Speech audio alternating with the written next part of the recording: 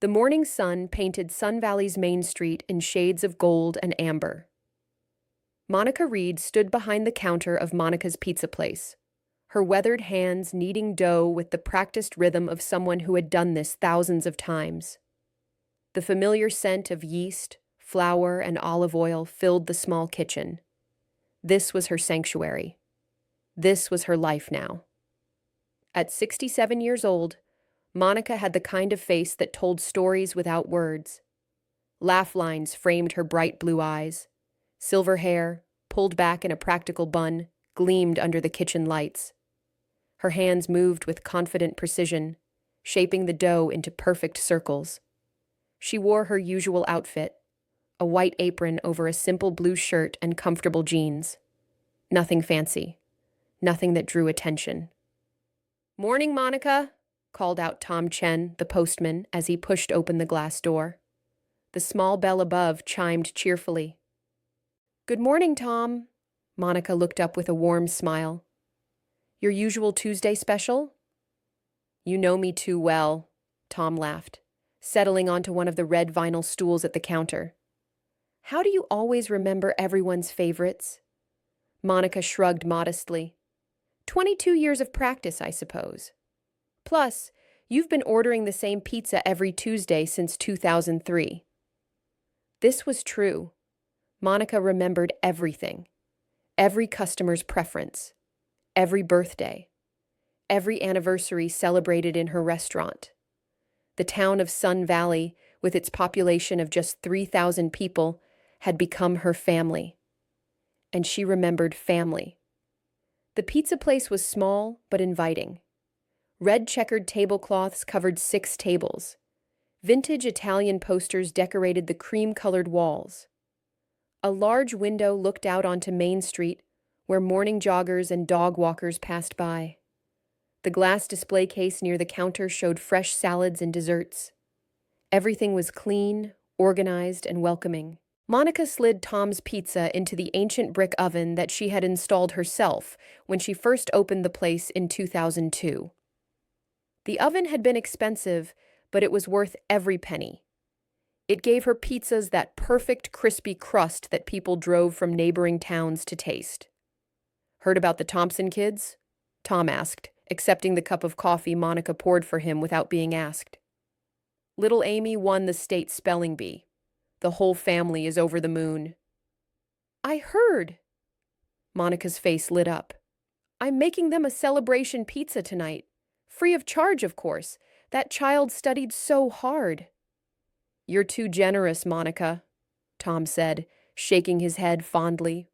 "Always doing things for people." "It's just pizza, Tom. And besides, this community has given me so much. It's the least I can do." This was Monica's philosophy. Give back, be kind, stay quiet, don't draw attention, live a simple life. For 22 years, this philosophy had served her well. Sun Valley was her safe haven, and she intended to keep it that way. As Tom left with his pizza, more customers began arriving. Mornings were always busy. Betty Harrison came in for her breakfast calzone. The Rodriguez family picked up lunch orders for their construction crew. Sarah Patel, who ran the bookstore next door, stopped by for her daily cappuccino and a slice of margarita pizza. "Busy morning?" Sarah asked, leaning against the counter.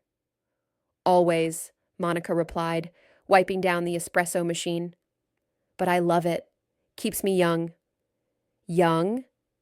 "Monica, you have more energy than people half your age. I don't know how you do it. Running this place alone, opening at 6 in the morning, closing at 10 at night." Monica smiled. "I enjoy the work, and I'm not completely alone. Danny helps in the evenings, remember?" Danny Martinez was a local teenager who worked part-time, helping with deliveries and cleaning. He was a good kid, hard-working. Monica had watched him grow up, from the 8-year-old who came in for birthday pizza to the 17-year-old who now helped her run the place. The morning rush continued until about 11 o'clock. Then came the brief quiet period before lunch. Monica used this time to prepare fresh ingredients, mix sauces, and clean. She moved efficiently through her small kitchen, every movement economical and purposeful. This efficiency came from somewhere else, somewhere she tried not to think about. But sometimes, in quiet moments like these, memories crept in, memories of a different life. A life where she wore a badge instead of an apron, where she carried a gun instead of a pizza cutter, where she commanded a team instead of running a small restaurant. Monica shook her head, pushing those thoughts away. That was the past. This was the present. Sun Valley, pizza, peace. She looked out the window at the peaceful street. Mrs. Henderson was walking her poodle. The Williams brothers were setting up their hardware store across the street. Everything was normal. Everything was safe. That's what Monica told herself every day. She had built this life carefully. She had earned this peace. Nothing from her past could touch her here. But deep in her gut, in that place where instincts lived, Monica felt something. A tiny warning bell. Nothing specific. Just a feeling that something was changing in Sun Valley. She ignored it. She was good at ignoring warning bells now. That was part of her new life, too. The year was 1963. Monica Bennett was 21 years old, fresh out of college with a degree in criminal justice. She stood in front of the police academy, her heart pounding with excitement and nervousness. The building looked imposing, all gray stone and serious windows.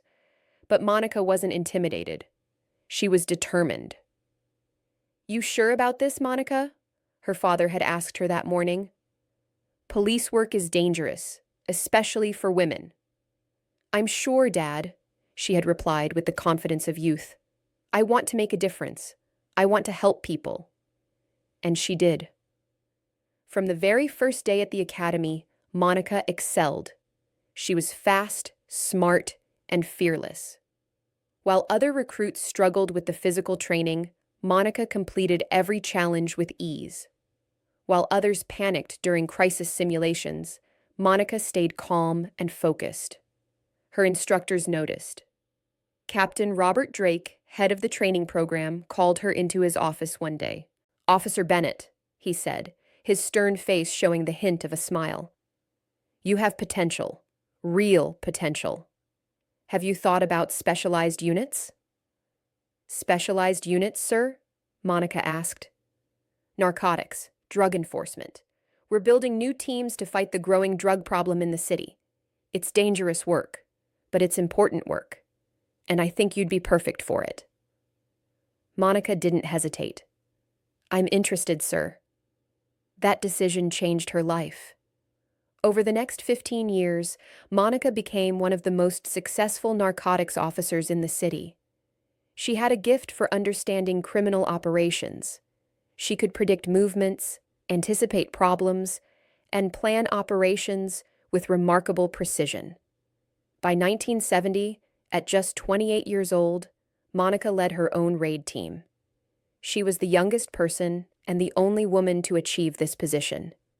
Her team respected her because she was smart, fair, and always put their safety first. "Listen up," Monica would say before every operation.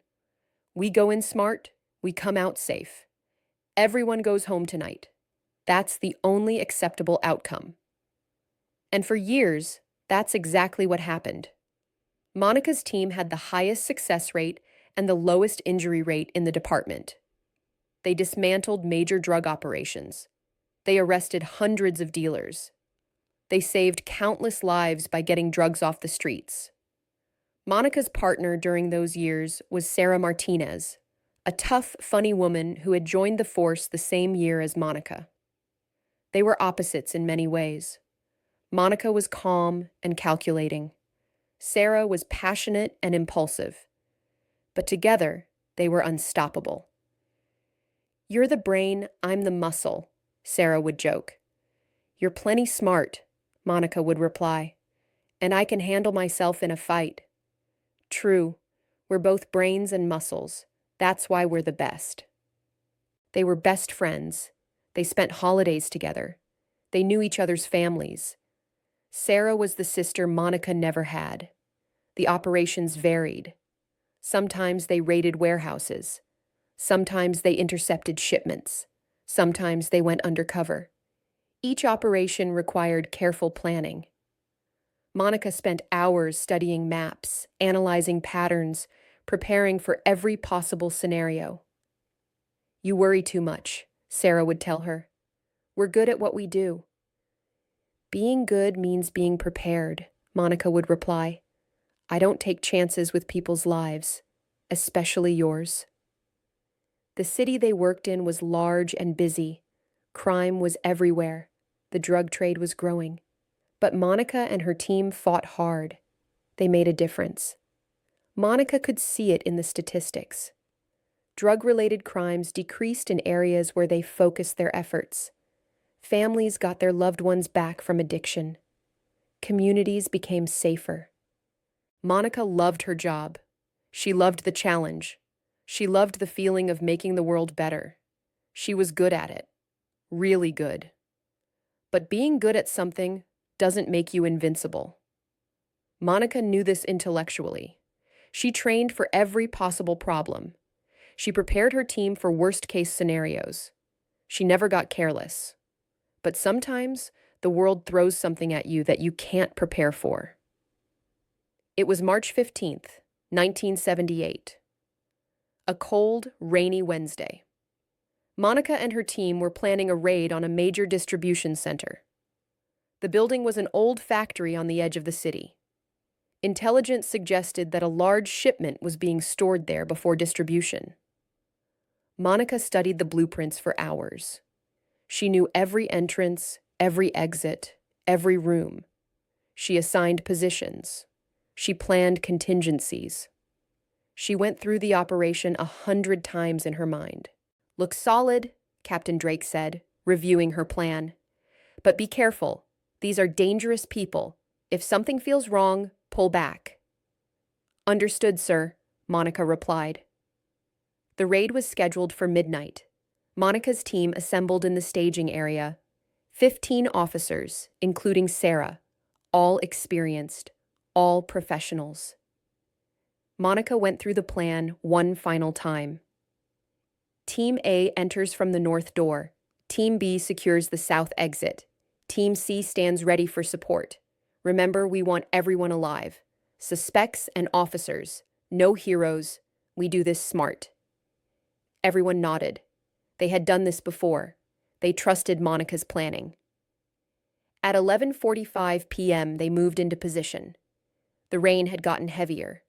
The old factory loomed in the darkness, its broken windows like empty eyes. Monica felt that familiar pre-operation tension, sharp focus, heightened awareness. This is what she trained for. "On my signal," she whispered into her radio. Everything happened exactly as planned. Team A breached the north door.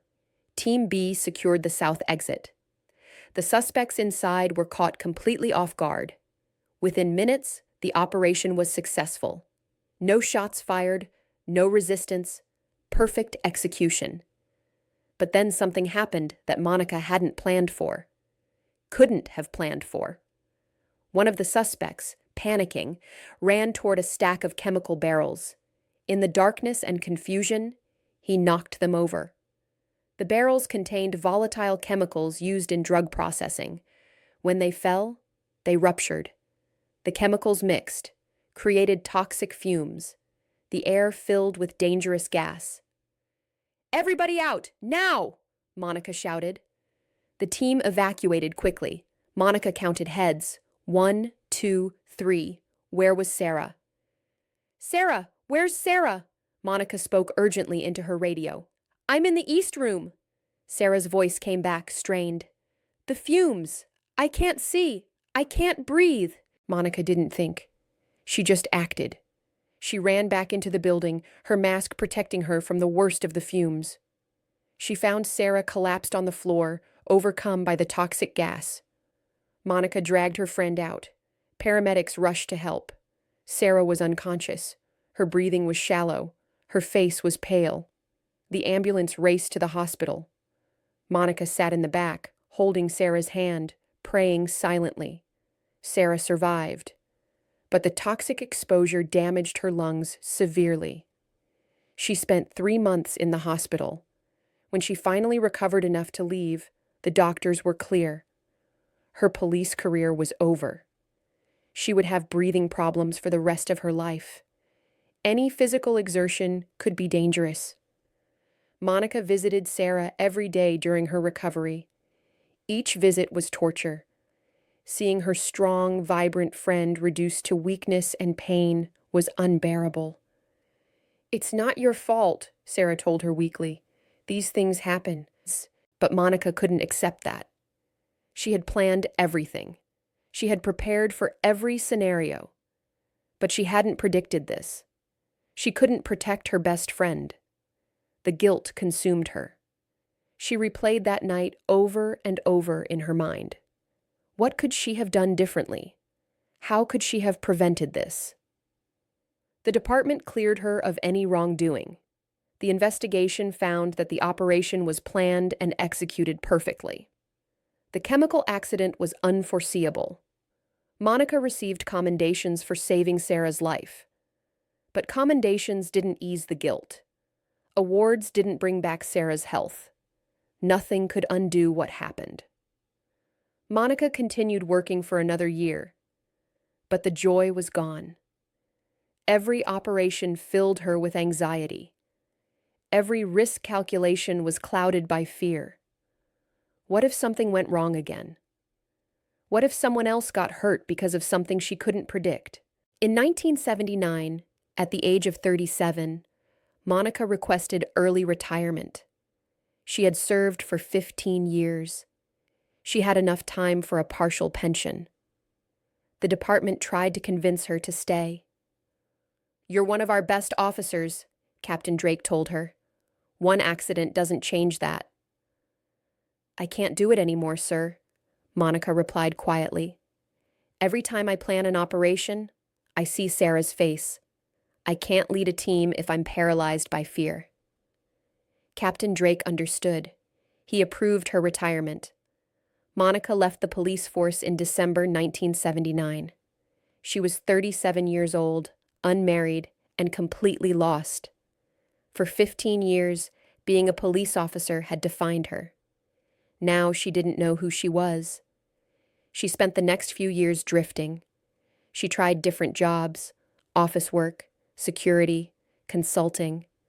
Nothing felt right. Nothing gave her purpose.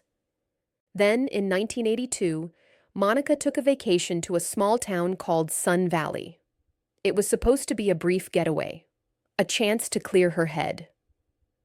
The town was quiet, friendly, and far from the city where everything had fallen apart. Monica found peace there. For the first time since Sarah's accident, she felt like she could breathe. The pace was slower. The people were kind. Nobody knew her history. Nobody had expectations. She extended her vacation. 1 week became 2. 2 weeks became a month.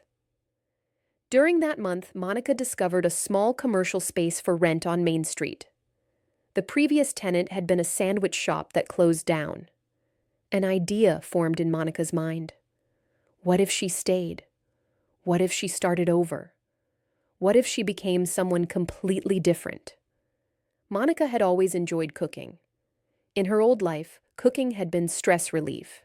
She was good at it. People complimented her food. Maybe she could turn that into something. She called Sarah, who was now living quietly in a suburb, managing her health carefully. "I'm thinking of opening a restaurant," Monica told her friend, "in this small town, starting completely fresh." "Do it," Sarah said immediately. "You deserve peace, Monica. You deserve happiness. Go live your life." "I feel like I'm running away." "You're not running away. You're moving forward. There's a difference." So Monica did it. She signed the lease. She used her savings to renovate the space. She learned everything she could about running a restaurant. And she decided to specialize in pizza. Good, honest, simple pizza. Monica's Pizza Place opened in March 2002. Monica was 45 years old. She had a new career, a new home, a new name. She changed Bennett to Reed, wanting a complete break from the past and a new life. For the first few months, business was slow, but Monica was patient. She focused on quality. She talked to customers. She became part of the community. Gradually, word spread. Monica's pizza was really good. Monica herself was warm and friendly. The restaurant became popular. Years passed. Monica settled into her new life. She made friends. She joined community events. She helped neighbors. She was happy. The nightmares about that raid faded slowly. The guilt eased. Monica accepted that she had done her best. Sometimes terrible things happened despite perfect planning. She couldn't control everything. She could only control her choices moving forward. And her choice was Sun Valley. Peace. Pizza. A quiet life where nobody got hurt and nobody was in danger. Monica rarely thought about her old life. When she did, it felt like a different person. That confident young officer seemed like a stranger. The skilled raid team leader seemed like someone from a movie. Now Monica was just a small-town restaurant owner, and that was exactly what she wanted to be. 22 years was a long time. Long enough to truly become someone new. Long enough to forget who you used to be. Almost. Monica stirred tomato sauce in a large pot, inhaling the rich aroma of garlic, oregano, and basil. It was late afternoon on a Thursday. The lunch rush had ended. The dinner rush wouldn't start for another hour. These quiet moments were precious. Through the window, she watched Main Street. Mr. Peterson was closing up his barber shop. The Hartley twins were riding their bikes home from school. Everything was familiar. Everything was comfortable. "Hey, Monica!" Danny Martinez burst through the back door, his teenage energy filling the small space. "Sorry I'm late. Basketball practice ran long." "No problem, Danny," Monica said, gesturing to the apron hanging by the door. "We're quiet right now. Can you start prepping the vegetables?" "On it!" Danny was a good kid. 17 years old, tall and lanky, always smiling. He had been working for Monica for 2 years now. She enjoyed having him around. His enthusiasm was infectious. "Oh, Monica," Danny said as he washed his hands. "My mom wanted me to ask if you can cater our church picnic next month." "Of course. Tell her to call me with the details. You're the best." Danny started chopping onions with more enthusiasm than skill. Monica watched him with an amused smile. "Careful with those fingers," she warned gently. I know. You tell me every time." "Because I care about those fingers. Can't have my best delivery driver losing his grip." Danny grinned. This was their routine. Comfortable, easy, safe. The dinner rush arrived right on schedule. Families came in for pizza night, couples on dates, groups of teenagers hanging out. Monica moved through the crowd, greeting everyone by name, remembering their preferences, sharing in their stories. "Monica, did you hear?" Mrs. Peterson leaned close, her voice excited with gossip. "The old Johnson property finally sold." "Really? That place has been empty for years." "I know. Some investment company bought it, planning to renovate it, bring in new businesses. Mayor Thompson says it'll be good for the town's economy." Monica nodded politely. Change was natural, even in small towns like Sun Valley. The Johnson property was an old commercial building on the edge of town. It had been abandoned for at least a decade. If someone wanted to fix it up, that was fine. "What kind of businesses?" Monica asked, more out of politeness than real interest. "Not sure yet." But Mayor Thompson seemed excited. Said it could mean new jobs for the community. The evening continued. Monica served pizza, chatted with customers, wiped down tables. Normal, routine, perfect. At 9 o'clock, the last customers left. Danny helped clean up. Another successful night. Danny said, taking off his apron. This place is always busy. You should consider expanding. Maybe hire more people. Maybe even open another location. Monica smiled. One restaurant is plenty for me. I like keeping things small and personal. You're probably right. That's what makes this place special. Everyone knows you care. After Danny left, Monica finished her closing routine. She cleaned the kitchen thoroughly. She prepped dough for tomorrow. She counted the register. Everything in its place. At 10:30, she locked the front door and walked to her small apartment above the restaurant. She had lived there since opening the place. It was simple. One bedroom, a small living area, a basic kitchen she rarely used. But it was comfortable. It was hers. Monica made herself a cup of tea and sat by the window, looking down at the empty street. This was her favorite time of day. The quiet, the peace, the sense that all was well with the world. Her phone buzzed. A text from Sarah. Hi, stranger. Haven't heard from you in a while. How are things in small-town paradise? Monica smiled and typed back. Peaceful as always. How are you feeling? Good days and bad days, but more good than bad lately. Miss you. Miss you too. Come visit soon? Maybe in the summer. I need to see this famous pizza place everyone talks about. They texted back and forth for a while, catching up on life. Sarah had found her own peace over the years. She had married a kind man named Robert. They had 2 daughters. She managed a bookstore now.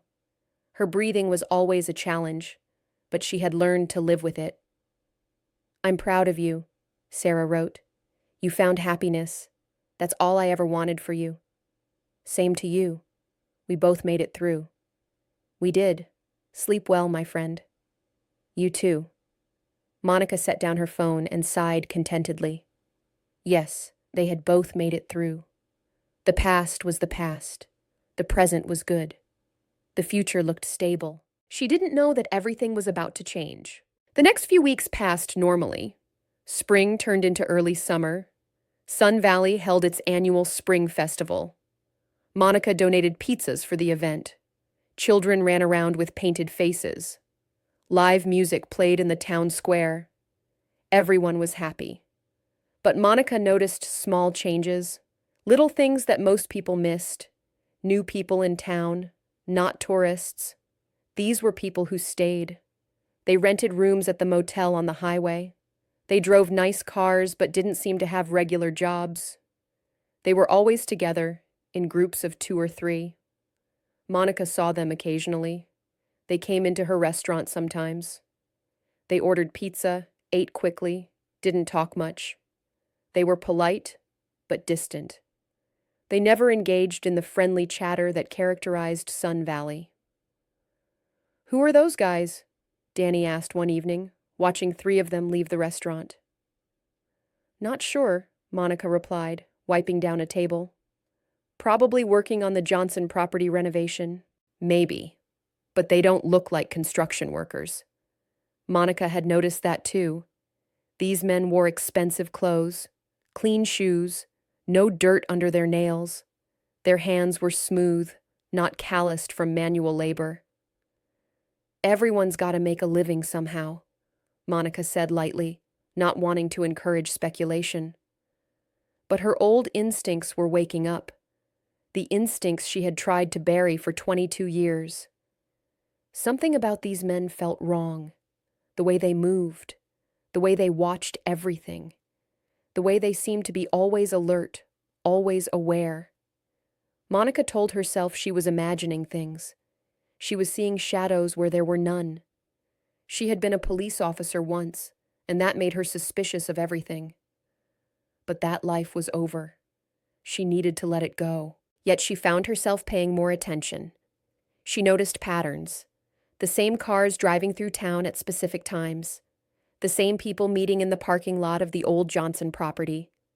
Late-night activity when the rest of Sun Valley was asleep.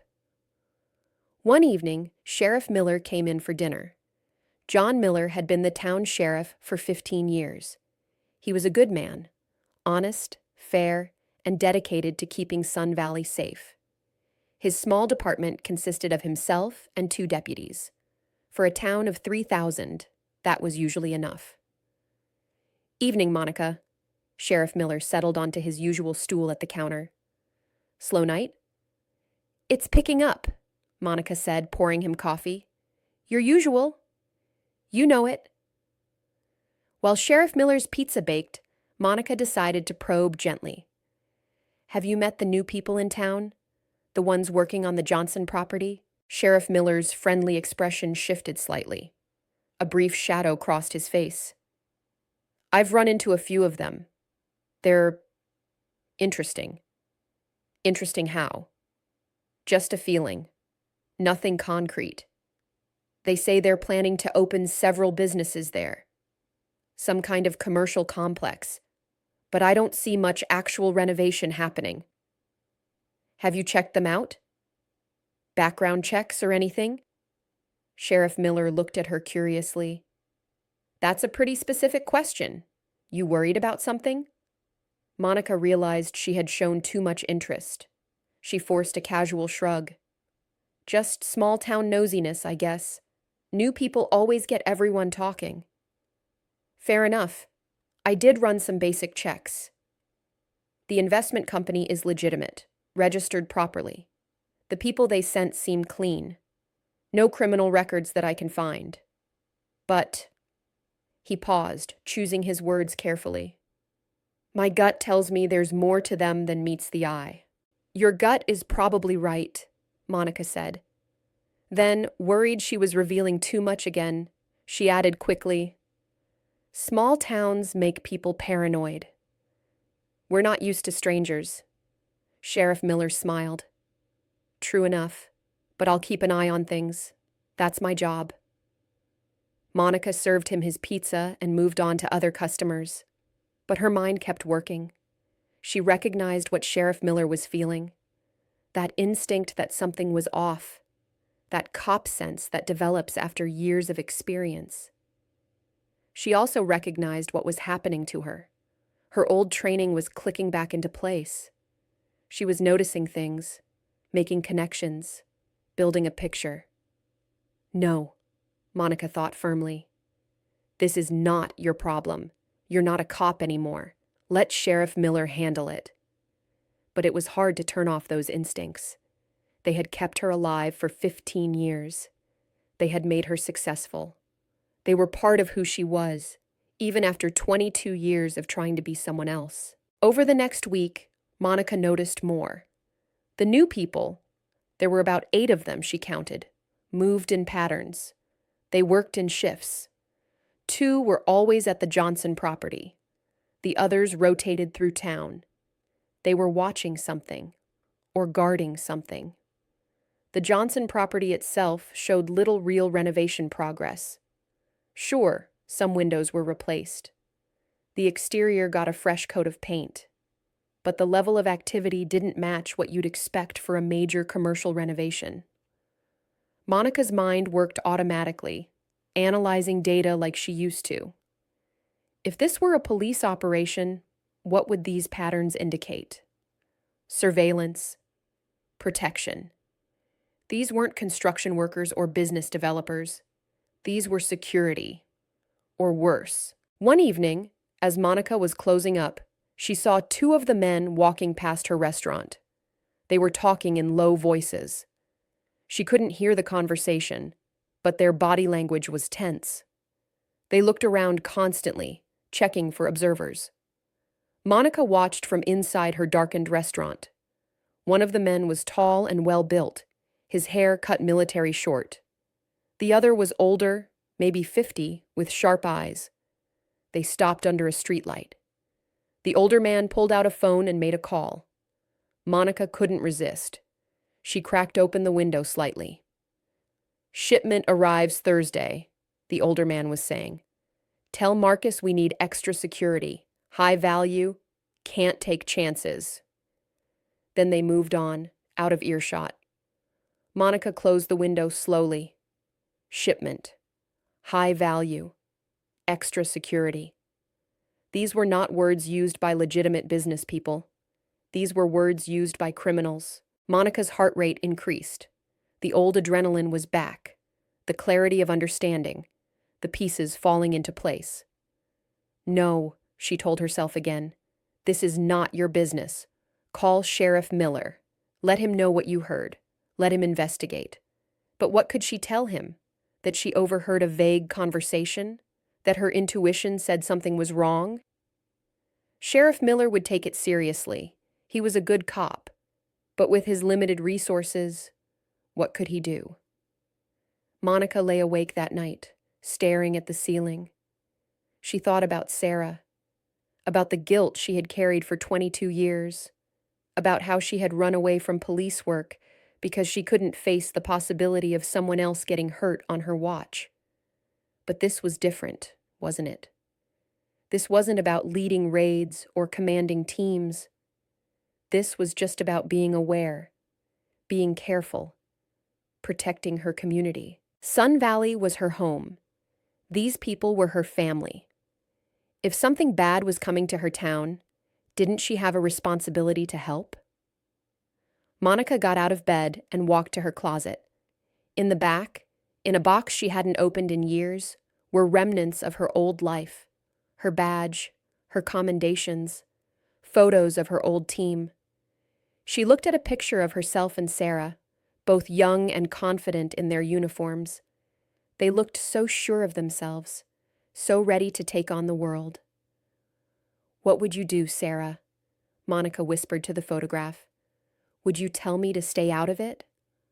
Or would you tell me to help?" She knew the answer. Sarah would tell her to be careful, but to trust her instincts. Sarah had always trusted Monica's judgment. Monica put the box away.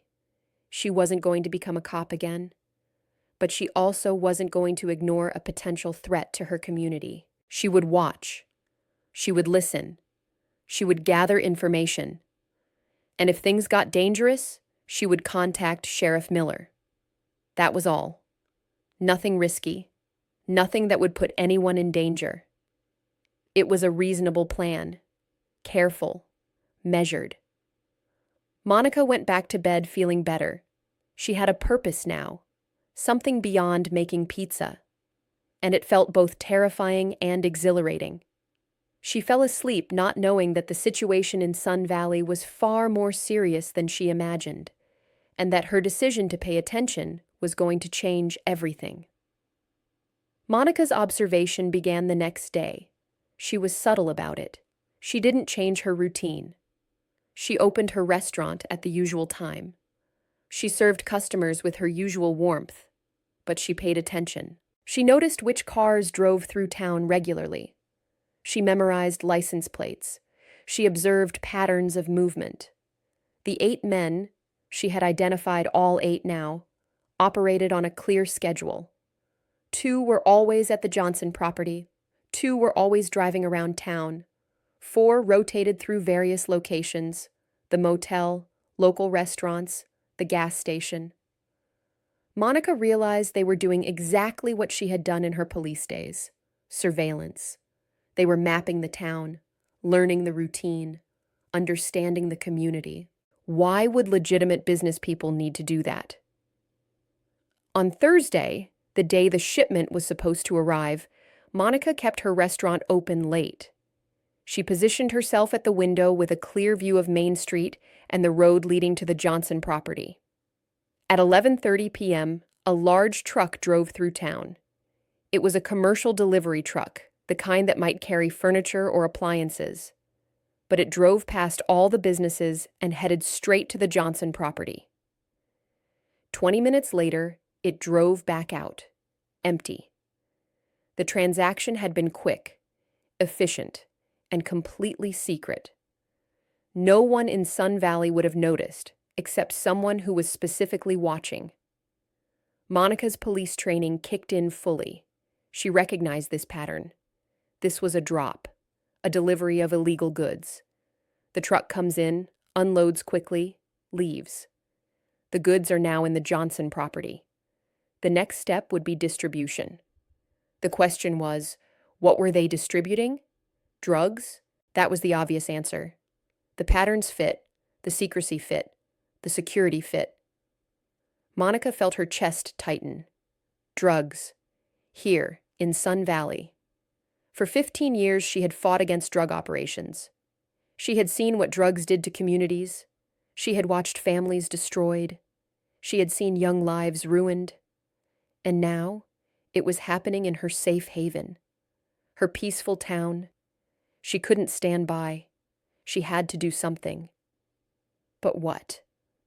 Monica spent the next few days watching more carefully. She saw the distribution pattern. The 8 men, she now thought of them as the crew, started taking trips out of town. They would leave for a few hours, return with their cars riding lower, suggesting weight in the trunk.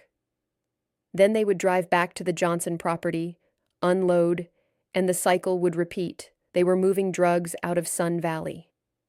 The Johnson property was a distribution hub. Trucks brought the drugs in. The crew distributed them to other locations. Sun Valley, with its small size and quiet reputation, was perfect for this operation. Nobody would suspect a thing. Monica realized something else.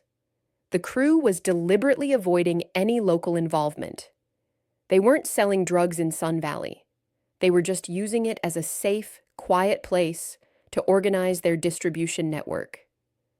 That's why Sheriff Miller hadn't noticed any actual criminal activity. It was all happening quietly, invisibly. This was smart, professional. These weren't amateur criminals. This was an organized operation with careful planning. Monica recognized the structure. There would be a leader coordinating everything. There would be lookouts providing security. There would be drivers handling distribution. Everyone would have a specific role. She identified the likely leader, Marcus. She had heard the name mentioned twice now. Marcus was probably the older man with the sharp eyes. He seemed to be the one others reported to. Monica knew she needed real evidence. Observations weren't enough. Sheriff Miller would need concrete proof to take action. And with his limited resources, he would need to call in help from the state police.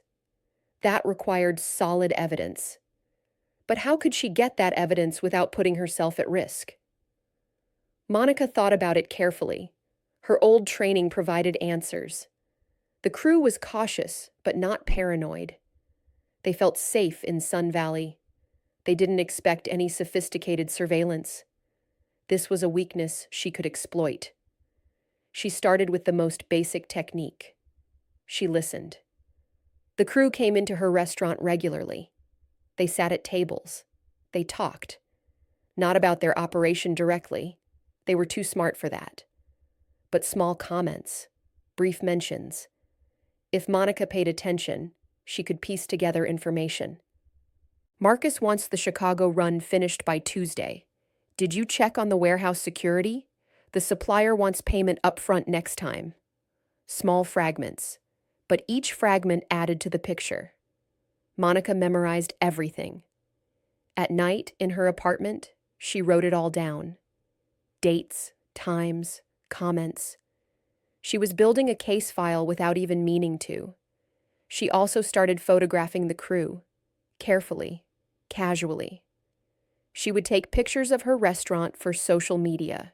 She didn't actually have social media, but it was a good excuse. In the background of these photos, crew members would sometimes appear. Monica made sure to capture clear images of their faces. She photographed cars and license plates the same way. Oh, I'm just taking pictures of the beautiful Main Street for my restaurant's website. Nobody questioned it. Small-town restaurant owner doing small-town things. Within 2 weeks, Monica had a comprehensive file. 8 men identified. 14 different vehicles documented. Activity patterns mapped. Delivery schedules noted. Distribution routes tracked. She had everything except the one thing that mattered most. Proof of what was actually inside the Johnson property. That was the problem. All of her evidence was circumstantial. Suspicious patterns weren't illegal. You couldn't arrest someone for driving around at odd hours. Sheriff Miller would need to see the actual drugs or witness an actual drug transaction. Getting that evidence would require someone to get inside the Johnson property or to intercept one of the distribution runs. Both options were dangerous. Both required resources and manpower that Sheriff Miller didn't have. Monica felt frustrated. She had identified a major drug operation. She knew exactly how it worked, but she couldn't prove it in a way that would lead to arrests. She considered contacting the state police directly, but they would ask the same questions. Where's the proof? Small-town intuition wasn't enough. They needed hard evidence. Monica sat in her apartment one night, surrounded by her notes and photographs. She felt like she was back in her old life, planning, analyzing, preparing. But she was alone now. No team, no resources, no authority. She thought about Sarah, about the last big operation they had planned together, about how everything had gone right except for one unpredictable variable. This situation was full of unpredictable variables. Monica was 67 years old. She hadn't been a cop in over 20 years. She ran a pizza place. What could she possibly do against an organized criminal operation? The reasonable answer was nothing. She should turn everything over to Sheriff Miller. Let him contact the state police. Let professionals handle it. But Monica knew the timeline didn't support that. By the time the state police investigated, gathered evidence, and planned an operation, the crew might be gone. These operations were mobile. They could shut down and move to a new location quickly if they felt threatened. The other problem was community safety. The longer this operation continued, the greater the risk to Sun Valley. What if the crew started recruiting local kids? What if they decided to expand into local distribution? What if their illegal activity attracted other criminals? Sun Valley was Monica's home. These were her people. She had spent 22 years becoming part of this community. She had earned their trust and given them hers. Could she really just watch and do nothing? Monica looked at her notes again. She studied the patterns. She analyzed the operation's structure.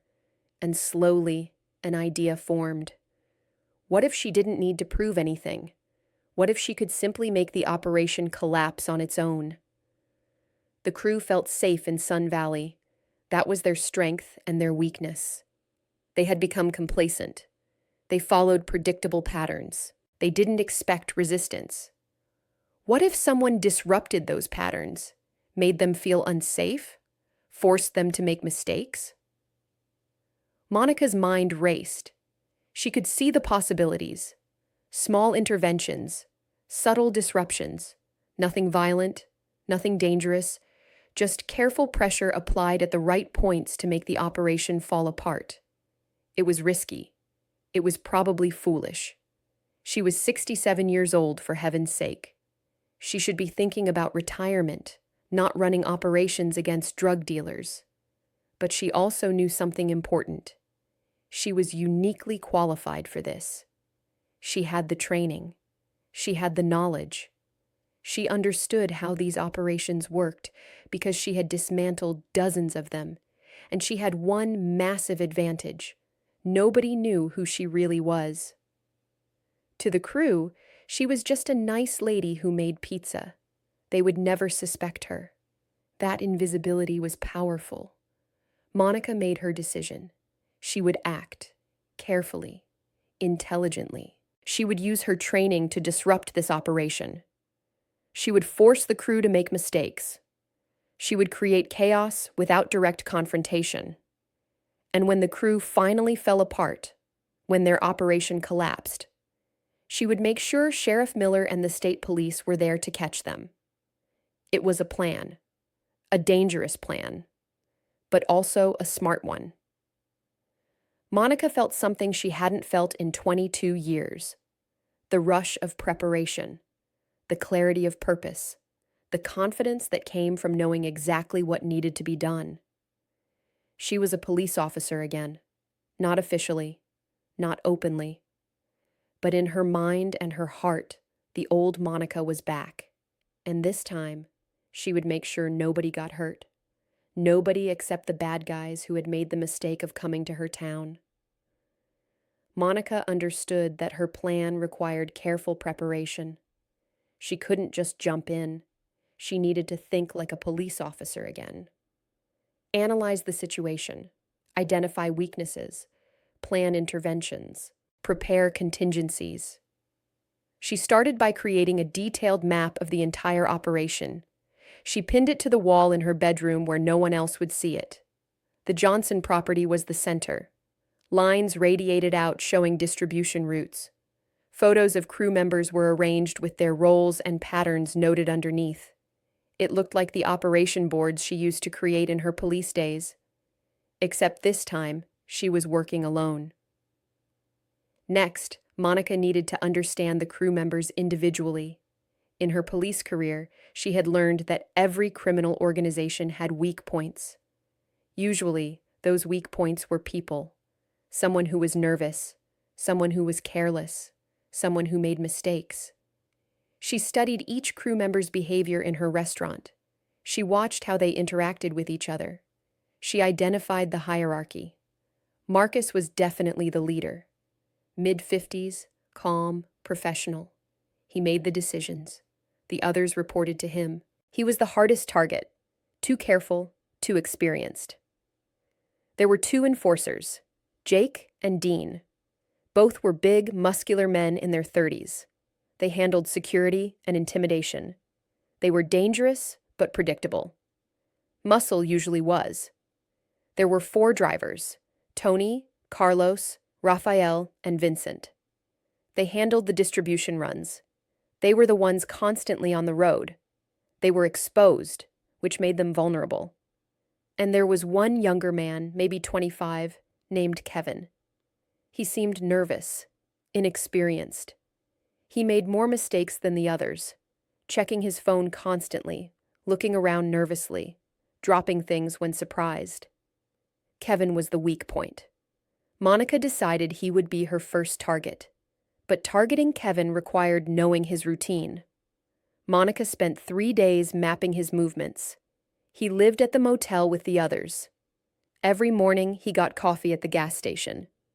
Every evening, he came to her restaurant for dinner. He always ordered the same thing: pepperoni pizza and a soda. Kevin sat alone, usually at the corner table. He seemed isolated from the others. Maybe he was new to the crew. Maybe he was being tested. Either way, his isolation made him vulnerable. Monica's plan was simple: make Kevin paranoid.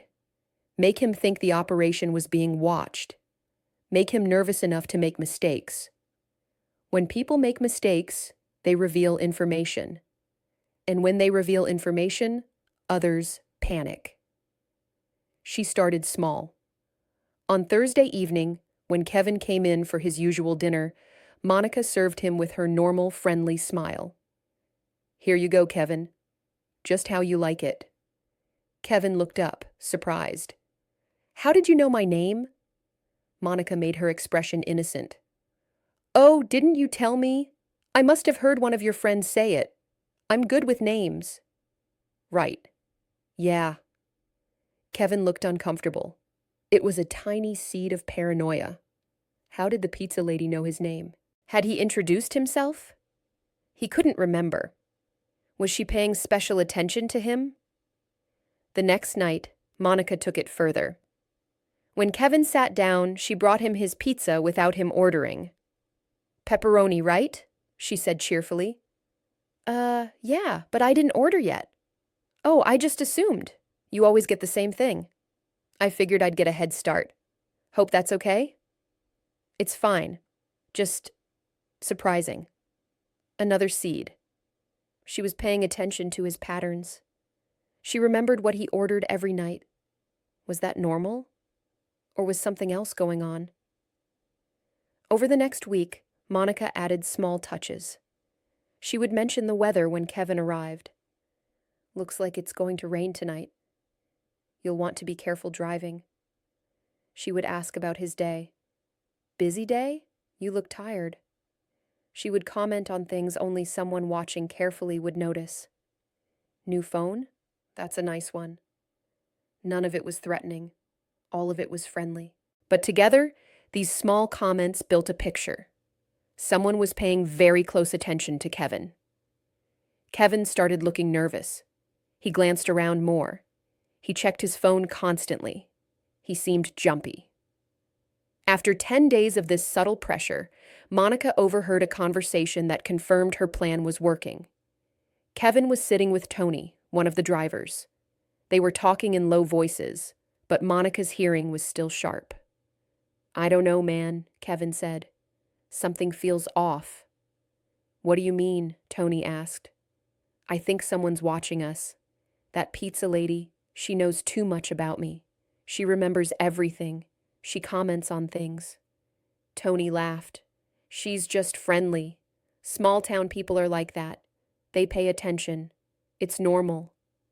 "It doesn't feel normal," Kevin insisted. "What if someone knows what we're doing?" "You're paranoid. Marcus checked this town out completely. There's nothing to worry about. Just a quiet little town with a nosy pizza lady." "If you say so." But Kevin didn't sound convinced. And that was exactly what Monica wanted. Doubt, uncertainty, the beginning of cracks in the crew's confidence. Monica moved to the next phase of her plan. If Kevin's paranoia wasn't spreading to the others, she needed to create problems that affected everyone. She started with the cars. The crew used several vehicles for their operations. These cars were parked at the motel at night. The motel had minimal security, just a tired old manager who slept in the office. Monica had learned in her police career that you didn't need to damage property to cause problems. You just needed to create inconveniences, things that made people frustrated, things that broke patterns and created chaos. Late one night, Monica walked to the motel. She wore dark clothes and moved quietly. She wasn't worried about being seen. Sun Valley rolled up its sidewalks by 9 p.m. The streets were empty. She identified the 3 cars the crew used most frequently. Then she did something very simple. She let the air out of one tire on each car. Not all the tires, just one. Enough to make the car undrivable, but not obvious vandalism. It could easily be a slow leak, a natural problem. Monica was back in her apartment within 20 minutes. The next morning, she watched from her window as the crew discovered the problem. 3 cars, 3 flat tires.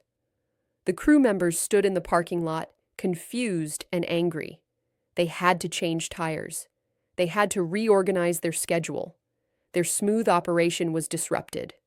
Small problem, but annoying. And when annoying things start happening, people wonder if it's coincidence or something more. 2 days later, Monica targeted their communication. She knew from listening to their conversations that the crew coordinated using cell phones. They were careful. They used code words and vague references. But they relied on their phones being reliable. Monica couldn't hack phones. She didn't have those skills. But she didn't need to. She just needed to disrupt the cell signal in the right place at the right time. The old Johnson property was in a part of town with spotty cell coverage. Monica knew this because customers complained about it sometimes. The local cell tower didn't reach that area very well. There was a small cell signal booster that had been installed by the previous owner of the Johnson property. It was in a box on the outside of the building. Monica had seen it during her observation runs. Late one night, Monica walked to the Johnson property. She found the signal booster, and she simply unplugged it. The next day, the crew at the Johnson property had no cell service. They couldn't coordinate with the others. Deliveries were delayed. Communications broke down. More frustration. More chaos. Marcus came to Monica's restaurant that evening. He looked stressed. "Everything okay?" Monica asked with genuine concern. "You look upset." "Just work problems," Marcus said shortly. "Things aren't running smoothly lately." Oh, that's tough. Is there anything I can do to help? Unless you can fix cell phone towers, probably not. Monica made a sympathetic noise. Technology is so frustrating when it doesn't work. Maybe it's just a bad week. Things will get better. Marcus gave her a tight smile and left. Monica watched him go. The pressure was building. The smooth, confident operation was experiencing problems. Small problems individually. But together, they added up. Over the next 2 weeks, Monica continued her campaign of subtle disruption. She was careful never to do anything illegal or dangerous. No property damage, no confrontation, just small inconveniences that accumulated. She arranged for anonymous noise complaints about late-night activity at the Johnson property. Sheriff Miller had to respond to these complaints. His presence made the crew nervous. She accidentally let it slip to town gossips that the business renovation at the Johnson property seemed odd. "I don't see much actual construction," she mentioned casually. "What kind of business are they planning?" The gossips spread the word. Soon, everyone in Sun Valley was talking about the mysterious new people. She created delivery complications. When a large truck tried to come through town one night, it found several of the streets temporarily blocked by road maintenance cones that Monica had borrowed from the hardware store. The truck had to take a longer route, arriving late and visible to more people. Each intervention was small. Each one could be explained as coincidence, bad luck, natural problems. But together, they created an atmosphere of things going wrong, of the operation being cursed, of Sun Valley not being as safe and quiet as Marcus had thought. Monica watched the crew's confidence erode. They became more cautious, more paranoid. They started arguing with each other. Jake and Dean, the enforcers, confronted Kevin about being too nervous. Marcus yelled at Tony for being late with a delivery. The operation was unraveling, slowly but steadily. And Monica was doing it all without ever directly confronting anyone. She was a ghost, invisible and untouchable, dismantling their organization one small problem at a time. But Monica knew she couldn't keep this up forever. Eventually, the crew would either figure out what was happening or they would give up on Sun Valley and move elsewhere. She needed to force a final confrontation. She needed to create a situation where Sheriff Miller and the state police could catch them in the act. She needed one big push. One final operation that would make everything collapse at once. And she had an idea for exactly how to do it. Monica's plan for the final operation was elegant in its simplicity. She would use the crew's own patterns against them. She would create a situation that forced them to do something reckless. And when they did, Sheriff Miller and the state police would be waiting. But first, she needed to bring Sheriff Miller into her confidence.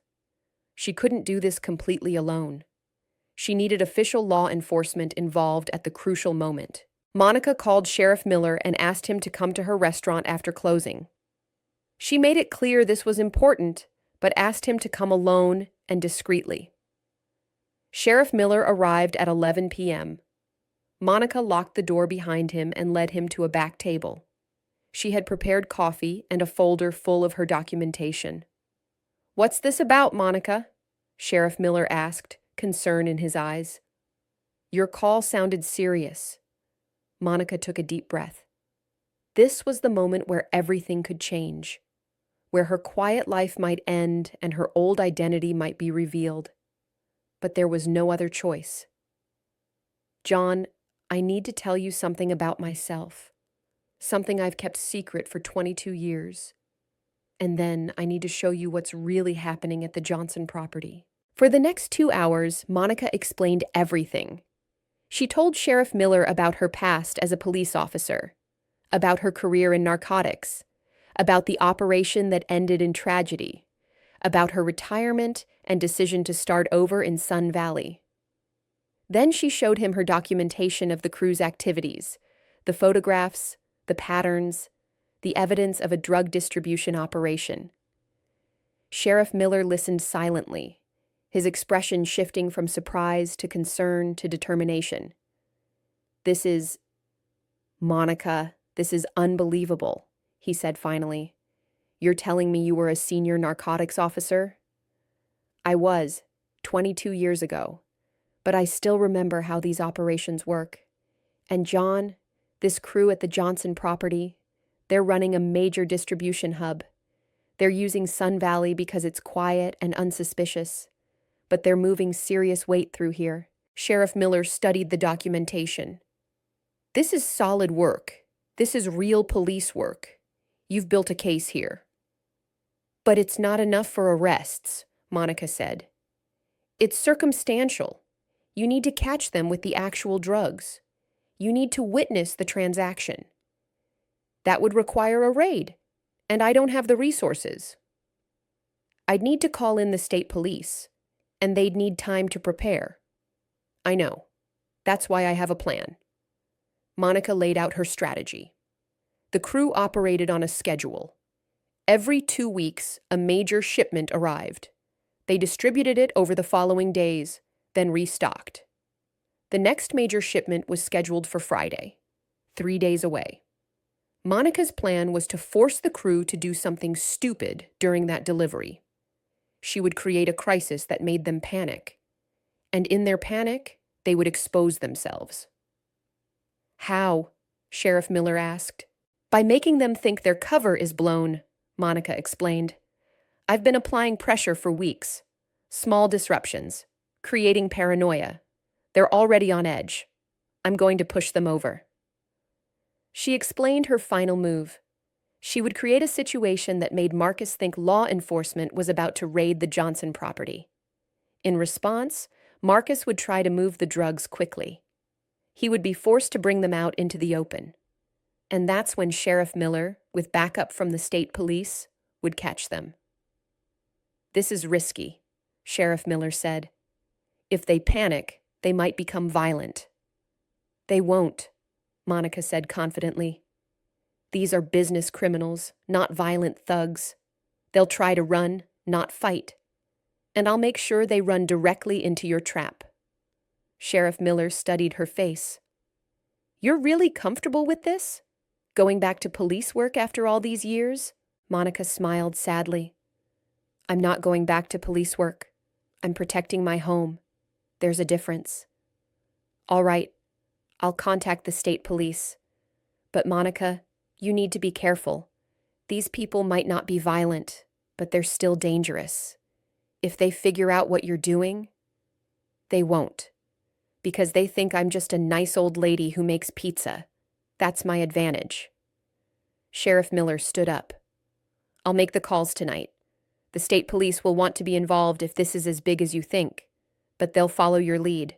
You're the expert here." After Sheriff Miller left, Monica sat alone in her restaurant. She felt the old pre-operation tension, the awareness that everything was about to happen, the knowledge that she had planned carefully, but that plans could always go wrong.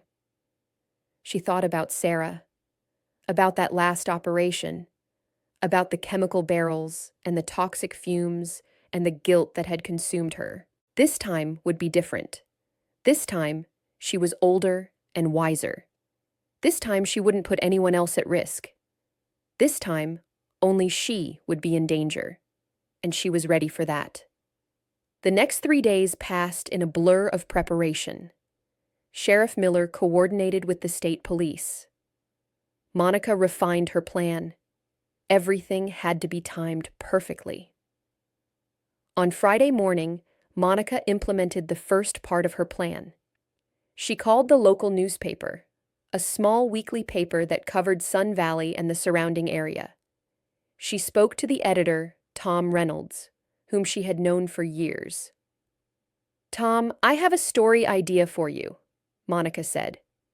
"There's something strange going on at the Johnson property.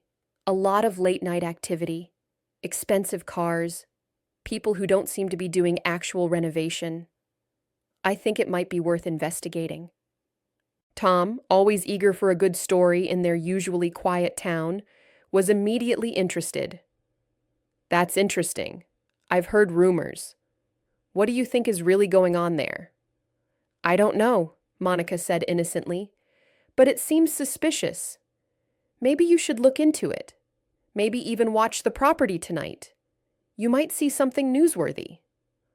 Tom promised to check it out. Monica knew he would stake out the Johnson property that evening, and she knew the crew would notice a reporter watching them. That evening, Monica took the next step. She called the Johnson property's main phone number, a number she had found in the crew's business registration. When someone answered, she disguised her voice slightly and said, "Is this the Johnson property?" "I'm calling from the state police. We need to schedule an inspection of your premises. There have been complaints about your business license." She hung up before they could respond. It was a simple scare tactic. The crew would panic about a state police inspection. Finally, Monica sent an anonymous text to the phone number she knew belonged to Marcus. The text said, "People are watching. You should move your inventory tonight. Police raid planned for tomorrow." 3 pieces of false information. A reporter watching the property. A call from state police. An anonymous warning about a raid. Each piece alone might be dismissed, but together they created a picture. The operation was compromised. They needed to act fast. Monica watched from her apartment window. At 8 p.m., she saw increased activity at the Johnson property. Cars arrived. The crew gathered. There was obvious agitation. At 9 p.m., Tom Reynolds, the reporter, parked across from the Johnson property with his camera. The crew noticed him immediately. Monica saw Jake approach Tom's car and have a conversation. 10 p.m., the crew made their move. 2 large vans pulled up to the Johnson property. The crew started loading boxes into the vans. They were evacuating. They were moving the drugs. Monica called Sheriff Miller. "It's happening. They're loading up now." "State police are in position," Sheriff Miller replied. "We're ready." The crew's plan was obvious. Move the drugs to a new location. Abandon Sun Valley. Start over somewhere else. They loaded the vans quickly, looking around nervously. At 10:30 p.m., both vans pulled out. They drove through town, heading toward the highway. Sheriff Miller's patrol car followed at a distance. The state police were waiting at the town limits, but Monica had one more move to make. The crucial move. She had arranged for a road accident at the main intersection leaving Sun Valley. 2 of her friends, who thought they were helping with a community safety demonstration, had parked their cars in a way that blocked the intersection. They stood outside their vehicles, pretending to exchange insurance information. The vans, unable to pass, were forced to stop. And at that moment, Sheriff Miller and the state police moved in. "Sun Valley Sheriff's Department, State Police, stop your vehicles." The crew realized they were trapped. They couldn't go forward because of the accident. They couldn't go back because police were behind them. They were boxed in. Marcus, sitting in the first van, made a calculation. Run and get arrested for fleeing, or stay and try to talk their way out. He chose to stay. The van stopped. The crew members got out slowly, hands visible. "We're just moving business inventory," Marcus said calmly. "What's the problem?" "We have reason to believe you're involved in illegal activities," Sheriff Miller said. "We'd like to search these vehicles." "Do you have a warrant?" "We have probable cause, anonymous tips, suspicious activity. And you're moving large quantities of cargo at night. That's enough for a search." Marcus knew he was beaten. He could refuse, but that would only delay the inevitable. And if he refused, it would make everything look even more suspicious. The state police opened the vans. Inside were dozens of boxes. Inside the boxes were drugs, cocaine, heroin, marijuana, hundreds of thousands of dollars worth. The crew was arrested on the spot. All 8 men. It was over. Monica watched from a distance. She had stayed away from the actual arrest. This was law enforcement's moment, not hers. But she could see the blue lights. She could see the vans being impounded. She could see her plan working perfectly. She felt a surge of satisfaction and relief. And something else, a sense of closure. She had fought drug dealers again. She had won. And this time, nobody got hurt. Nobody except the criminals who deserved it. The next morning, Sun Valley woke up to extraordinary news. A major drug operation had been shut down right in their town. 8 men arrested. A massive quantity of drugs seized. Sheriff Miller was being called a hero. But Monica knew the truth. And so did Sheriff Miller. And the state police who had been briefed on her role. The question was, what happened now? Monica opened her restaurant as usual. Customers flooded in, full of questions and gossip. "Did you hear about the arrests?" Mrs. Peterson asked breathlessly. "Right here in Sun Valley. Can you believe it?" "It's shocking," Monica agreed, serving coffee. Thank goodness Sheriff Miller was paying attention.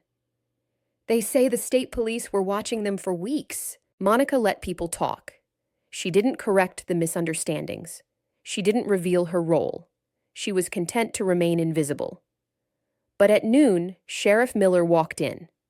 With him were 2 men in suits, state police detectives. The restaurant went quiet.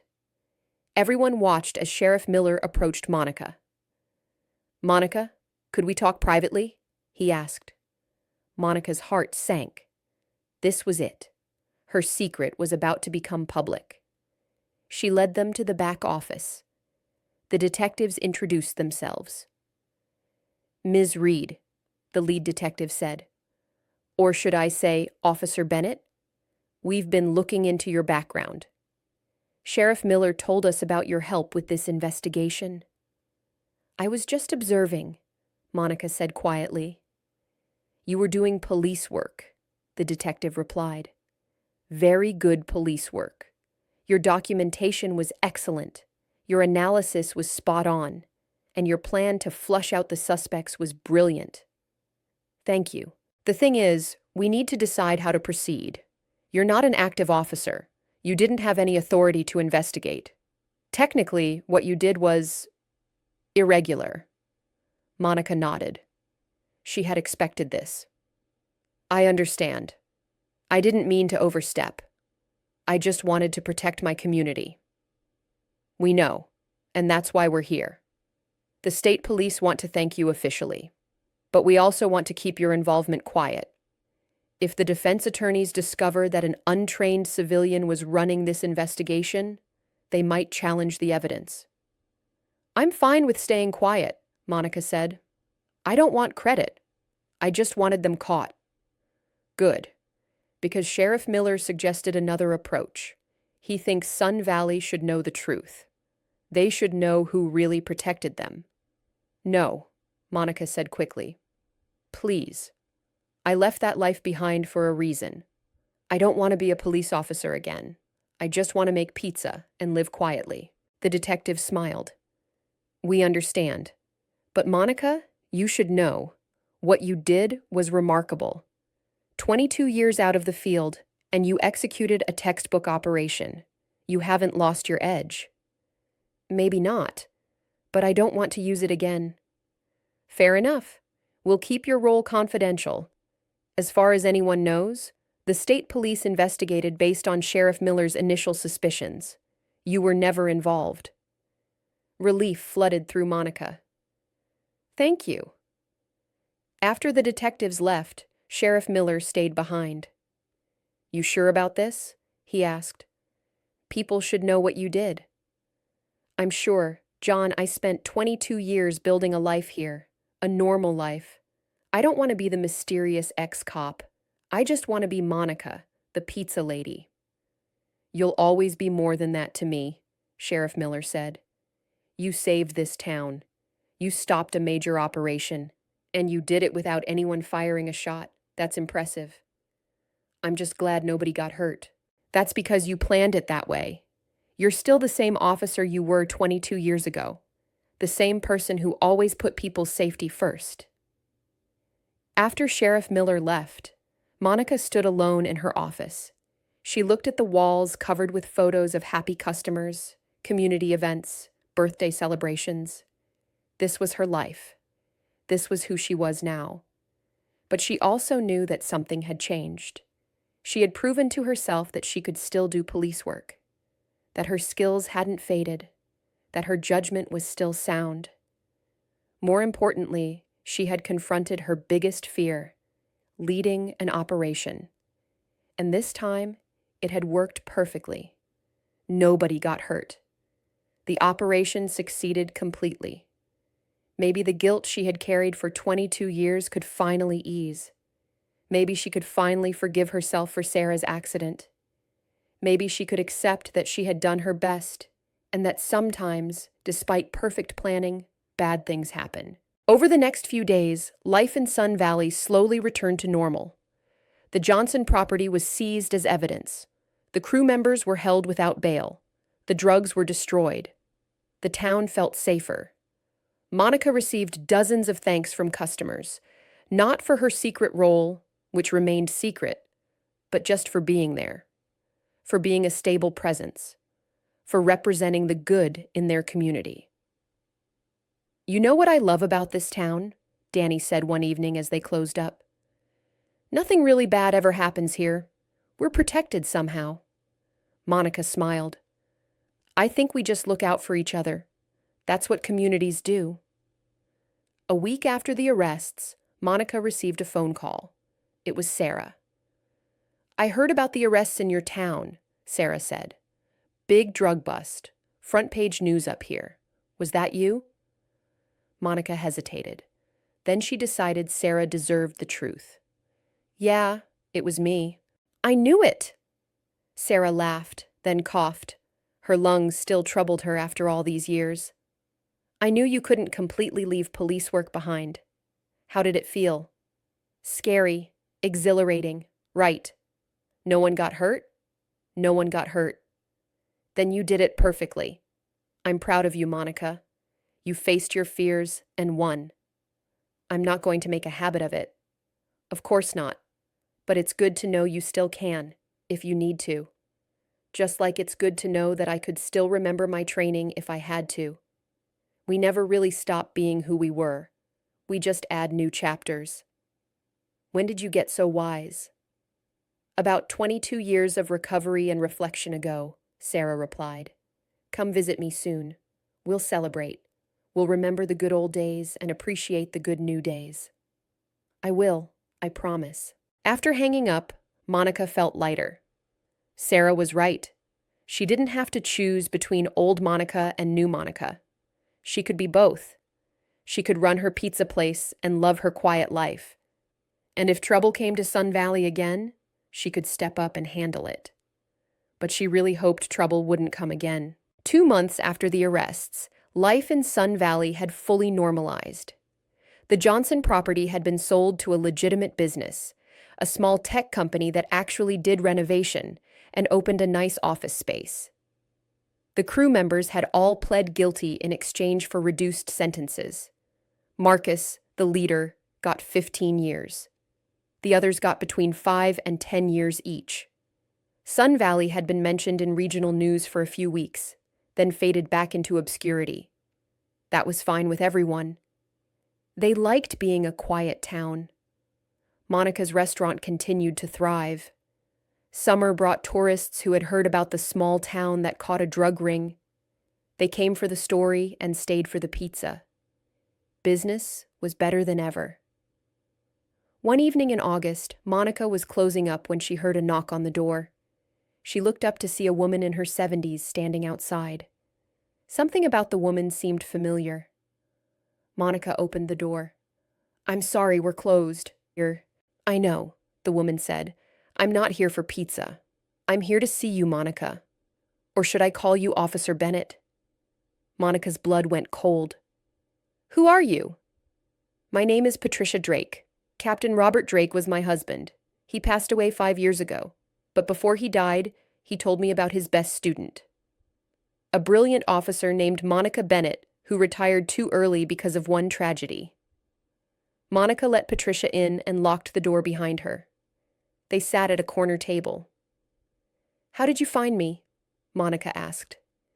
"It wasn't easy. You covered your tracks well. But I have friends in law enforcement. When I heard about the drug bust in Sun Valley, something made me look into it. I found Sheriff Miller's statement mentioning a concerned citizen with law enforcement experience. I made some calls, put pieces together, and here I am." "Why?" "Because my husband always regretted that you left the force. He thought you were one of the best officers he ever trained. He blamed himself for putting too much pressure on you after Sarah's accident." "He didn't put pressure on me. I put pressure on myself." "I know. But Robert worried about you. He wanted to reach out over the years, but he didn't know how to find you. Now I'm doing it for him. I wanted you to know that he was proud of you. Always." Monica felt tears forming. Captain Drake was a good man, a great teacher. He was, and he would have been thrilled to know you used your skills again, that you protected your community, that you proved to yourself you still had it. "I didn't do it to prove anything. Maybe not consciously. But Monica, everyone who knew you back then could see your potential. You were destined for great things. Becoming chief, maybe commissioner. You had that kind of talent. When you left, it felt like a waste." "It wasn't a waste. I found something else, something important to me." Patricia looked around the restaurant. "You built a good life here, a meaningful one. But I wonder, don't you ever miss the work, the challenge, the feeling of making a big difference?" Monica considered this. "Sometimes. But I make a difference here too, just in smaller ways. I provide a gathering place. I support my community. I make people happy with good food. That matters."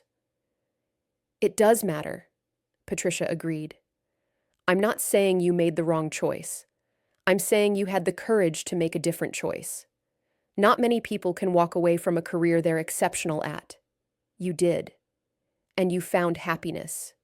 That's remarkable." They talked for another hour. Patricia shared stories about Captain Drake's later years. Monica shared stories about Sun Valley. It felt good to connect with someone from her old life, to acknowledge that both versions of herself, Officer Bennett and Monica Reed, were real and valid. Before Patricia left, she handed Monica an envelope. "What's this?" Monica asked. "Open it later. It's something Robert wanted you to have." After Patricia left, Monica opened the envelope. Inside was a photograph. It showed a police academy graduation. Monica was in the front row, young and proud in her uniform. Captain Drake stood behind her, his hand on her shoulder. He was smiling. On the back of the photo, in Captain Drake's handwriting, were words.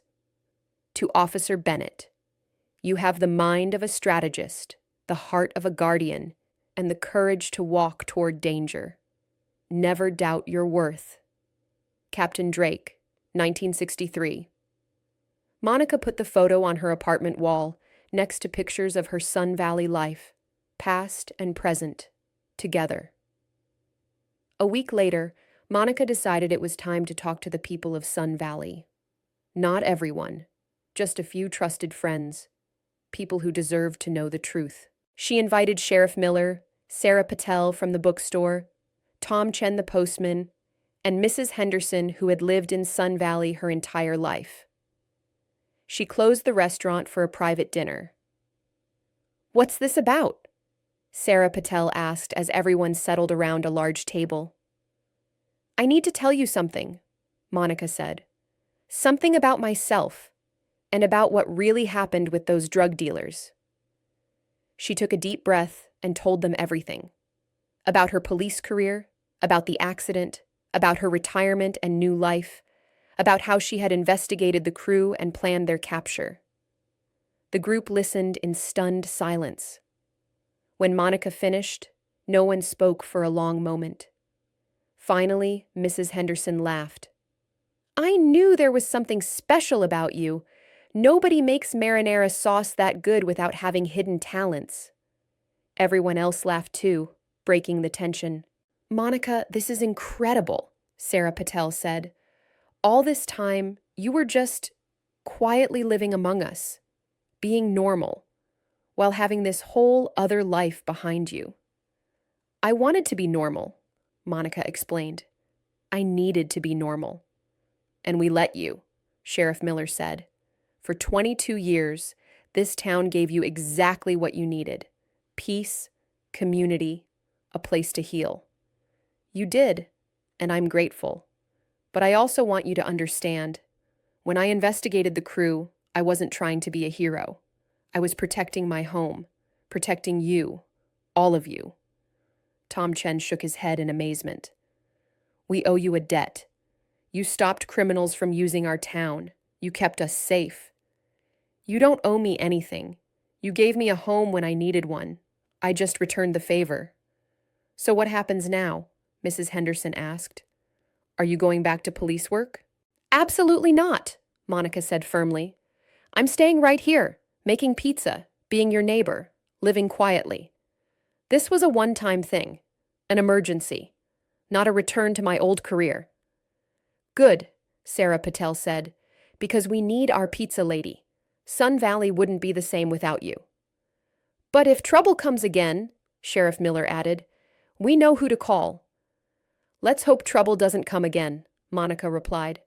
Once in 22 years is plenty. They spent the rest of the evening eating pizza and talking. Monica shared stories from her police days. Her friends shared their own stories. The conversation flowed easily, full of laughter and warmth. Monica realized something important. Telling the truth didn't change anything fundamental. She was still the same person. Her friends still saw her the same way. She was still Monica Reed, the pizza lady of Sun Valley. She just had layers they hadn't known about, and that was okay. Everyone had layers. Everyone had histories. Everyone had versions of themselves they had been before. 3 months after the arrests, Monica received another surprise visitor. It was Sarah Martinez, her old partner. Sarah looked older, of course, 70 years old now. She walked slowly, breathing carefully, but her eyes were still bright and her smile was still warm. Surprise, Sarah said as Monica opened the door. I decided I'd waited long enough to see this famous pizza place. Monica hugged her friend carefully, mindful of Sarah's fragile health. You're here. You actually came. I wanted to see where you ended up, and I wanted to tell you something in person. They sat in the restaurant after closing. Monica made pizza while they talked, like old times when they used to grab late-night food after long shifts. I read the official reports, Sarah said. The state police sent them to me. I still have friends in the department who keep me informed about interesting cases. When they mentioned your name, they sent me everything. And I'm proud of you. You did everything right. Perfect planning, perfect execution, no one hurt. It was textbook, better than textbook. It was exactly how you always operated.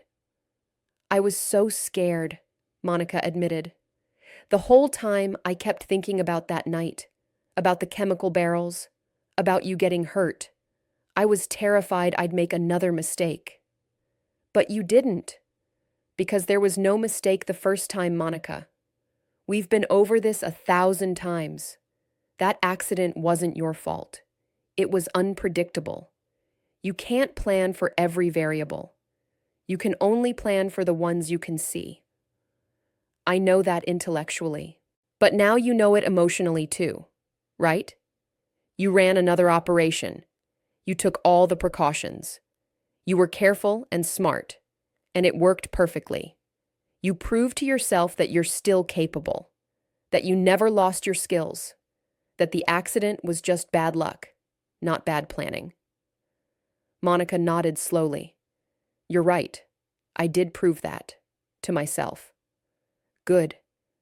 Now you can finally let go of the guilt. Finally forgive yourself. Finally accept that you're an excellent cop who had one terrible day that wasn't your fault. I'm not a cop anymore. No, but you were a great one, and you still are, deep down. You just chose a different life, and that's perfectly fine. But don't waste more years feeling guilty over something that was never your fault to begin with. They talked late into the night. Sarah shared updates about her life. Her daughters were both successful, one a teacher and one a doctor. Her husband Robert was retired, and they traveled when Sarah's health allowed. She had found peace, too. We both made it through, Sarah said. Different paths, but we both found happiness. That's what matters. I'm glad you're happy. I am. And I'm glad you are too. This town suits you. This life suits you. You made the right choice, Monica. Sarah stayed in Sun Valley for 3 days. Monica showed her around town, introduced her to friends, let her see the life Monica had built. On the last day, Sarah said something that struck deep. You know what I realized, watching you here? You're still doing the same work, just differently. What do you mean? As a cop, you protected people. You kept communities safe. You fought against things that hurt people. Here, you're doing the same thing. You protect this community. You create a safe space. You fight against loneliness and disconnection by bringing people together. It's still protection work, just with pizza instead of a badge. Monica had never thought about it that way. But Sarah was right. She was still a guardian. She had just found a different way to guard. After Sarah left, Monica felt a profound sense of peace. The last vestiges of guilt finally lifted. She understood now that she hadn't run away from her old life. She had evolved beyond it. She had found a new way to serve, a new way to matter. She was complete. 6 months after the drug bust, Sun Valley held its annual winter festival. The town square was decorated with lights and garlands. Local businesses set up booths. Children played in the snow. It was magical. Monica's pizza place had a booth selling pizza by the slice. The line was constantly long. Everyone wanted to chat with Monica while they ordered. Danny Martinez, now 18 and preparing to go to college, helped run the booth. He had grown into a confident young man. Monica was proud of him. Monica, have you thought about what I asked? Danny said during a quiet moment. About you taking over the restaurant someday? Yeah, I'm going to college. But after that, I'd love to come back and run this place. You've taught me everything. I could keep your legacy going. Monica smiled. I'd like that. But Danny, this place isn't about me. It's about the community, about being a gathering place, about making people feel welcome and cared for. If you understand that, then yes, someday I'd be honored to pass it on to you. I understand. You taught me that. It's not just about selling food. It's about being part of something bigger. Exactly. That evening, as the festival wound down, Mayor Thompson made a special announcement. Everyone, can I have your attention? I want to recognize someone special.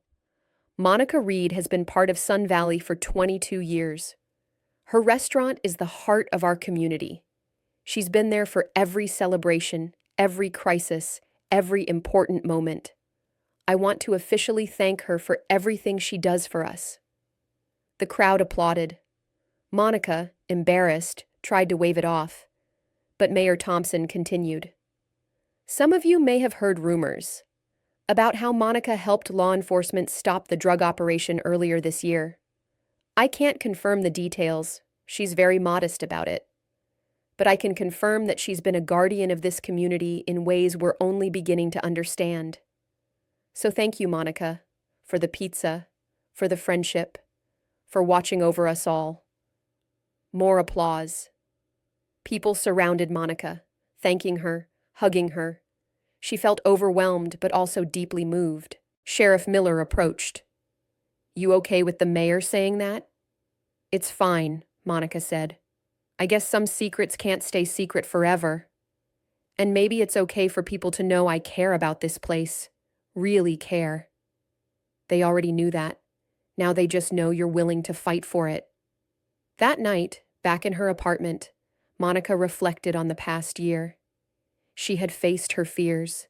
She had proven herself capable. She had protected her community. She had made peace with her past. But more than anything, she had learned that identity is complex. She wasn't just Officer Bennett or just Monica Reed. She was both.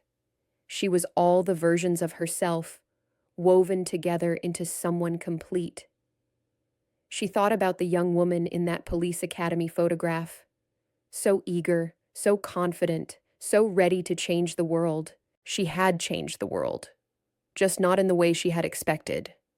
Not through dramatic raids and high-profile arrests, but through small acts of kindness, through building community, through being present and reliable and caring. Both versions of her life mattered. Both had value. Both were worthy. Monica looked out her window at the quiet street below. Snow was falling gently. The streetlights created pools of warm yellow light. Everything was peaceful. Everything was right. I made it, Monica said softly to herself. I really made it. 5 years later, Monica Reed was 72 years old. Her silver hair was completely white now. Her hands showed the wear of decades of kneading dough. But she still opened her restaurant every morning at 6 and closed it every night at 10. The restaurant itself had evolved. Danny Martinez, now 23 and fresh out of college, worked as her full partner. He would take over completely in a few years, when Monica finally retired for real. Sun Valley had grown slightly. The population was now 3,500. The tech company at the old Johnson property had attracted other small businesses. The town was thriving. Monica's role in stopping the drug operation had become part of local legend. Newcomers heard the story and looked at the sweet pizza lady with new eyes. She was really a cop? They'd ask. Old-timers would smile and nod. Best cop you never knew about.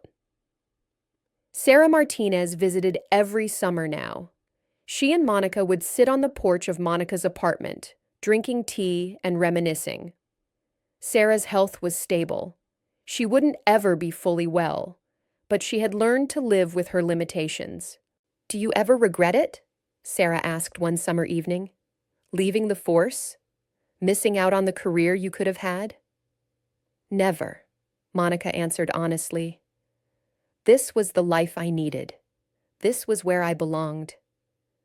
No desire to go back? Not even as a consultant or something? None. I protected my community once when I needed to. That was enough. Now I protect them with good food and friendship. That's my job now. Sheriff Miller had retired 2 years earlier. His replacement, a younger woman named Emma Garcia, had been fully briefed on Monica's background. She would occasionally stop by to ask Monica's opinion on things. Monica was happy to help when asked, but she never volunteered advice. She stayed in her lane. The national news occasionally ran stories about how small towns were fighting back against drug operations. Sun Valley was sometimes mentioned as an example. The details were always vague. Local law enforcement working with concerned citizens. But people in Sun Valley knew the truth. Their pizza lady had saved them. Monica had made peace with this recognition. She no longer felt the need to hide or minimize her role. She had done something important. She could be quietly proud of it without letting it define her. One afternoon, a young woman came into the restaurant. She was maybe 25, wearing a police academy uniform. Monica Reed? The woman asked. That's me. I'm Officer Jennifer Collins. I just graduated from the academy. My training officer told me about you, about your career, about the Sun Valley operation. I wanted to meet you. Monica smiled. Congratulations on your graduation. It's a good career. Challenging but rewarding. Can I ask you something? How did you do it? How did you execute such a perfect operation after being out of the field for so long? Monica invited Jennifer to sit. She poured coffee, and she answered the question. Training never leaves you, Monica said. The skills stay with you. But more importantly, I understood something that took me many years to learn. The goal isn't to be a hero. The goal is to solve problems safely, to protect people without creating more harm. That mindset guided everything I did. But weren't you scared? Terrified. But fear is useful. It makes you careful. It makes you think through everything. It keeps you from being reckless. What advice would you give someone just starting out? Monica thought about this. Remember why you joined. To help people. To make communities safer. To stand between good people and bad situations. Keep that purpose in mind, and you'll make good decisions. Also, take care of yourself. This job can consume you if you let it. Find balance. Find other things that matter to you. Jennifer listened intently, taking mental notes. Thank you. This means a lot. You're welcome. Come back anytime you're in Sun Valley. The pizza's always good, and the advice is free. After Jennifer left, Danny came over. You're like a legend to these young cops. You know that? I'm just an old lady who got lucky. You're more than that. You're proof that you can be exceptional at something, walk away from it, build a completely different life, and still be exceptional. That's rare. That's special. Monica hugged Danny. You're going to run this place beautifully someday. You understand what it's really about. I learned from the best. That evening, as Monica locked up, she paused to look at her restaurant. The sign needed a fresh coat of paint. The booth cushions were worn. The whole place showed its age, but it was still standing, still serving, still bringing people together, just like her, older, worn, but still standing, still serving, still doing what mattered. Monica Reed, formerly Officer Monica Bennett, had lived 2 complete lives. She had been a guardian with a badge, then a guardian with a pizza oven. Both roles had value. Both had purpose. Both had made the world a little bit better. As she climbed the stairs to her apartment, Monica felt profoundly grateful for her journey, for her community, for the second chance at happiness that Sun Valley had given her. She had started as a young cop wanting to change the world through big actions. She had become an older woman who learned that small actions, a kind word, a good meal, a safe place, changed the world just as much. Both versions of her story were true. Both were complete. Both were her legacy. And she wouldn't change a single thing.